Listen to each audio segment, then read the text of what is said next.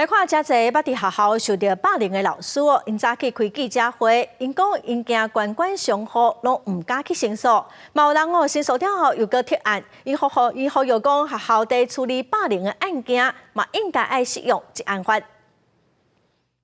因为遭遇职场霸凌，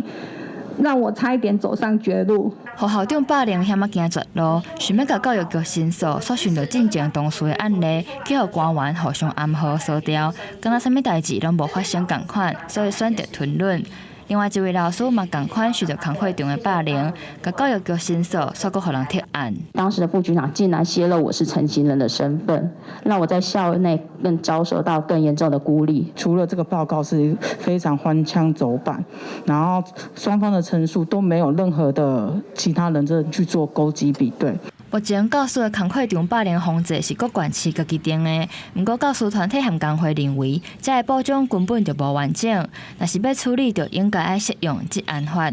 立委范文检视劳动部上行政院的修正草案表示，应该把霸凌的定义定好清楚，包括调查和处理的程序，各申诉的机制，拢应该爱更较完整。